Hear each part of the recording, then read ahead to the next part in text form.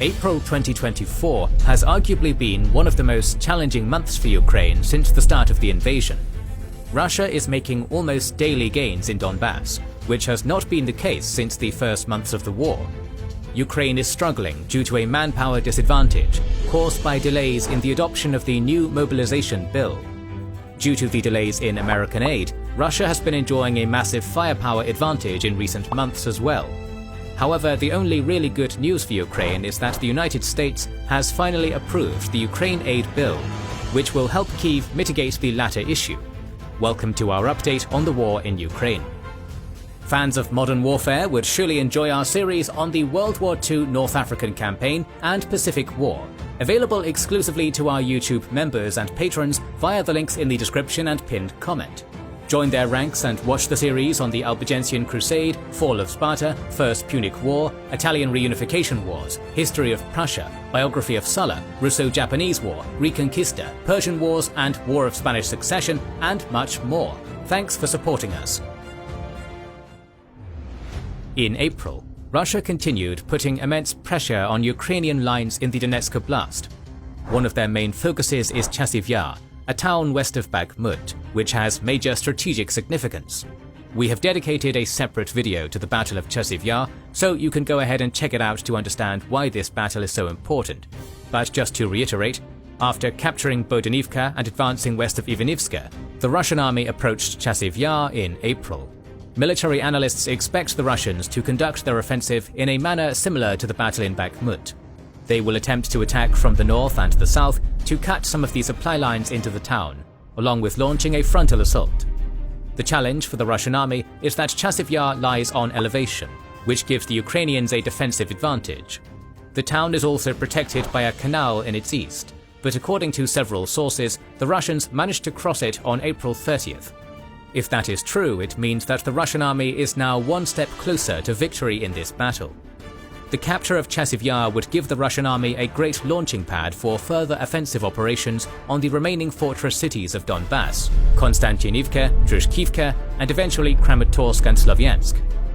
The deputy chief of the Ukrainian military intelligence, Skibitsky, gave a rather sobering assessment of Ukraine's situation in Chasiv Yar, stating in an interview to The Economist that it is probably a matter of time before this town falls. Russia also achieved an important advance west of Avdiivka. After losing Avdiivka, the Ukrainian army managed to stabilize the situation initially, but in April, the Russians managed a breakthrough in this sector. It is reported that on April 22nd, the 47th Mechanized Brigade was pulling back from the frontline village of Ocheretina to be substituted by the 115th Mechanized Brigade. But an error in the timing of the rotation or the collapse of the 115th Brigade enabled the 30th and the 27th Russian brigades to swiftly capture most of Ocheretina. The Russians took advantage of this breakthrough and within a week captured Novobakhmutivka, Bedichi, Semenivka, Novokalinova and Keremik, along with occupying Novomikhailovka and entering Netailova and Krasnohorivka further south. According to analyst Konrad Muzika, the Russians have brought around 20 new units to the Donetsk Oblast to take advantage of this success. The only consolation for Ukraine is that the Russians did not attempt a truly mechanized breakthrough to capitalize on disarray in the Ukrainian lines around Ocheretina. The conventional military wisdom says that if you create a wedge in the enemy's defenses, you should send in tanks to push forward to the rear of the enemy, forcing the enemy lines to collapse. However, either due to the absence of truly mechanized forces or out of caution, the Russian command decided against doing this. They have instead chosen to progress slowly. What does this breakthrough mean? The primary goal of the Ocheretina axis of the Russian attack is Pokrovsk, a strategically important supply hub on the intersection of several highways. But Pokrovsk is more than 30 kilometers away from the front line, so barring a truly major collapse of the Ukrainian front on this axis, it is not a given that the Russians will reach this city. If the Russian pressure on Ukrainian defenses in this area becomes too unbearable, they will have to retreat to Progress, the nearest town with a known defensive line along the river Vovcha. The Russians are also pushing along the E50 highway and along the N15 highway to Kurahove, another important supply hub. The further the Russians advance, the further supply problems Ukrainian forces between those highways are going to have, forcing them to withdraw to avoid encirclement. So at this point, the Russians are putting immense pressure on the Ukrainian defenses on a broad front, from Chasiv Yar to Kharkivka. A Ukrainian collapse anywhere on this front might be disastrous for their defense of Donbass. Ukraine is facing arguably the most threatening situation on the battlefield since the early days of the war. The situation on other fronts in Ukraine has remained stable. Russia has seemingly given up on its attempts to advance on the North Luhansk front. After months of fighting, hundreds of pieces of destroyed equipment, and thousands of dead and injured, Russia failed to achieve any meaningful success in the Kupiansk axis.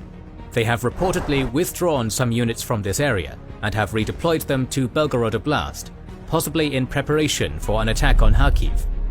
Statements of Putin and the Russian Foreign Minister Lavrov about the necessity to create a cordon sanitaire along the border with Ukraine in order to prevent Ukraine from shelling Russian territory, along with reports about the massing of forces in Belgorod, indicate that Russia may indeed attack Kharkiv.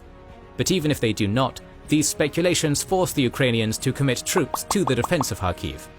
The Russians did the same thing earlier with Kyiv, prompting the Ukrainians to deploy more troops to their northern border. On the Zaporizhia front, Russia has not managed any meaningful gains in April, as battles are still going on in the same areas, Robotyne, Verbova and Urozhaina. Along the Dnipro, Ukraine still maintains a small bridgehead in Krinky, which has become a site of costly battles for both sides. So what has caused the Russian breakthrough in Donetsk Oblast? Military analysts point out three main reasons. First of all, manpower disadvantage. The Ukrainian commander, General Lieutenant Sodol, stated in the Ukrainian parliament that the Russians have a 7 to 10-fold manpower advantage in some areas of the battlefield. In some cases, a brigade has to defend a 15-kilometer line instead of a 5-kilometer line. This obviously puts a massive strain on Ukrainian forces and stretches them to their limits. But why has that happened? Why do the Ukrainians have fewer soldiers? Well, it is a self-inflicted problem to a large extent.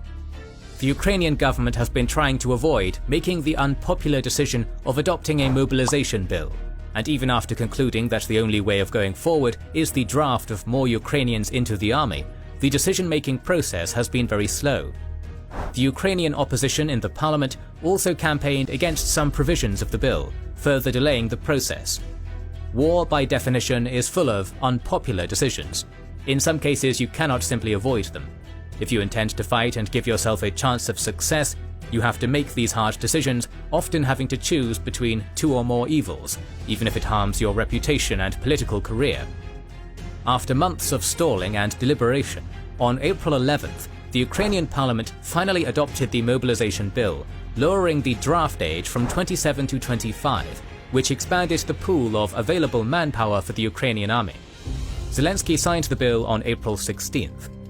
Thousands of Ukrainians have fled the war to Poland and Lithuania, the governments of which have offered to repatriate Ukrainian men to make them available to be drafted into the Ukrainian army.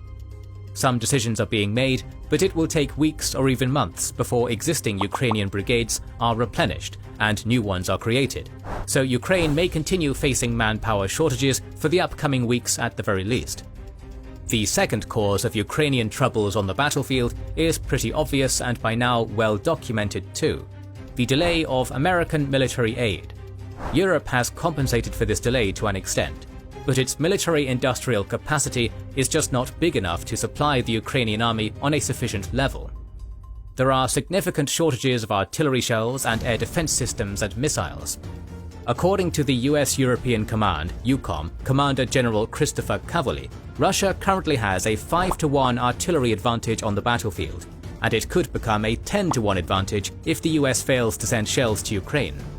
The lack of air defense systems forces the Ukrainian command to decide between protecting cities, energy infrastructure, industrial enterprises, and other key components of Ukrainian livelihood. The lack of mobile and short-range air defense systems closer to the contact line has allowed Russian fighters and bombers to roam the skies of the front lines like never before in this war. The lack of air defense missiles forces Ukraine to ration and prevents them from shooting down Russian missiles and drones. All of this continues having a very tangible impact on Ukraine's desperate attempts to defend. Zelensky insists that Ukraine needs 26 Patriot launchers to have air protection throughout the country. But it seems like the initial urgent goal is to get 7 Patriots as soon as possible. The Foreign Minister Kuleba's frustration with his Western counterparts was vivid during the meeting celebrating NATO's 75th anniversary. "I'm sorry to spoil the birthday party, but who can believe that the mightiest military alliance in the world cannot find 7 batteries of Patriots to provide them to the only country in the world that is fighting ballistic attacks every day?" He then added, "I feel myself hitting the wall with my own head, although I'm a diplomat, and that means I have to dismantle the wall brick by brick." So far, despite heavy diplomatic activity, only Germany pledged an additional Patriot system in April, along with promising more air defense missiles, while the Dutch Prime Minister Rutte offered to buy Patriot systems from countries which do not wish to give them to Kyiv directly. The German Diehl Defense Company has also pledged to send another Iris-T in the upcoming weeks. F-16s pledged by several allies have obviously not arrived in Ukraine yet, but they would help considerably in preventing Russian jets from operating freely on the front lines, along with shooting down Russian missiles. The timeline of arrival of promised F-16s is not clear yet, whether in order to take advantage of an element of surprise or due to some unknown logistical or training-related delays.